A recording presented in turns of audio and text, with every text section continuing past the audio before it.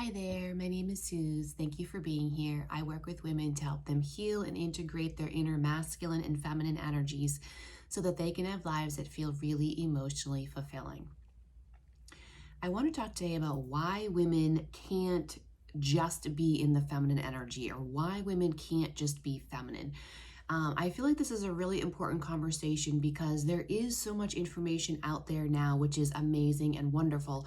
There's so much information and so much emphasis on feminine energy right now, and how much the world needs feminine energy, and feminine energy heals, and feminine energy is the thing of the future, and like all these kinds of mindsets and things bringing attention and emphasis to feminine energy. And yes, all those things are absolutely true. And in my journey with myself of working with energies and feminine energy, and my journey started many years ago, shifting into the feminine and becoming aware of feminine energy felt like a huge wave of relief for me. And I really fell in love with working and exploring feminine energy with myself, because it was almost like a big weight was lifted off of my shoulders.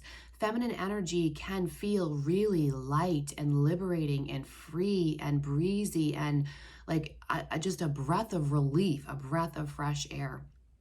And so it's very enticing and attractive as a woman to allow yourself to soften and let go and lean into the feminine energy and get out of that masculine hustle culture, pushing, making it happen kind of place that so many of us women get stuck in for a lot of our lives. But here's the thing.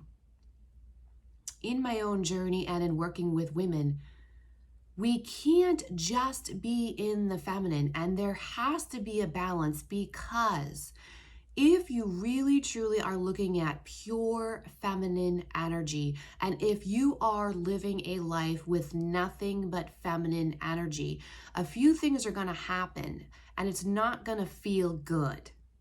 Right? And here we go, right back to the feminine. The feminine is very aware of any given moment, if she feels like she feels in a positive way or if she feels in a negative way.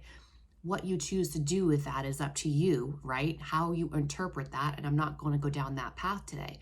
But simply speaking, point number one of being in the feminine is being very aware of how you feel in any given moment in time.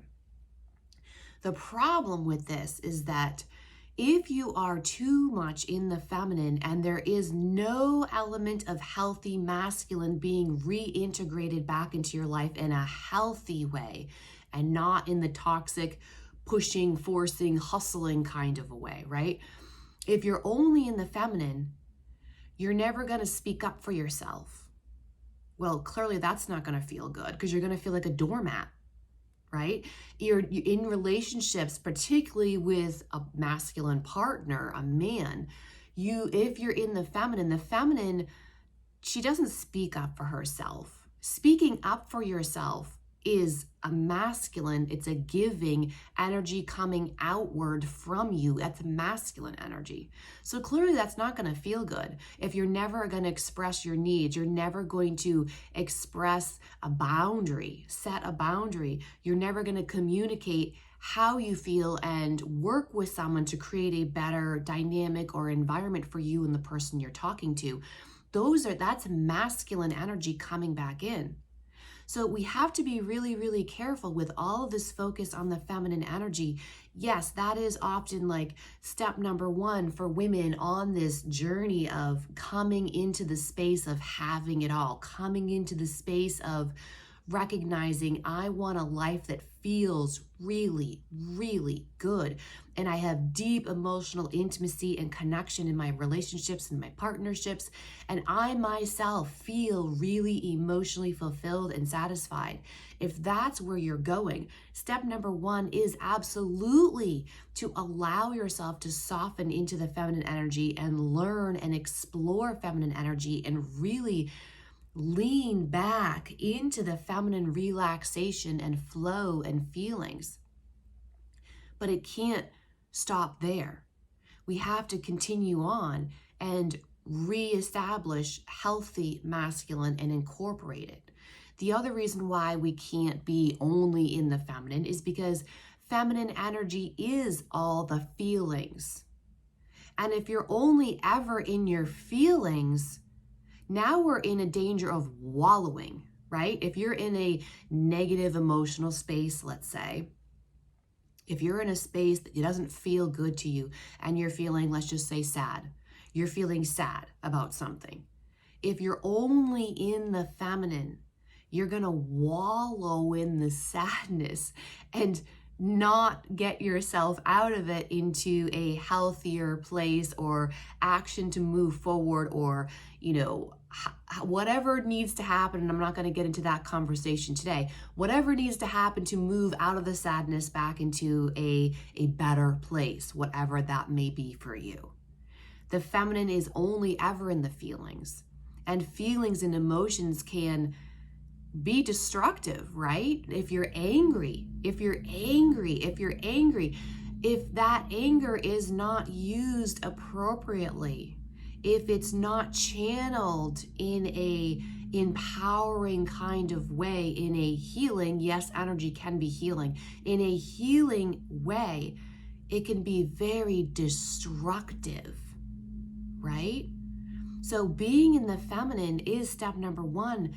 But at some point in time, we have to shift back over and look at the masculine, look at maybe where we had been in the masculine in an unhealthy way, reestablish a healthy dynamic with masculine energy and bring it back in to support the feminine energy and her needs, provide for her what she needs to be able to flow and function in a harmonious way.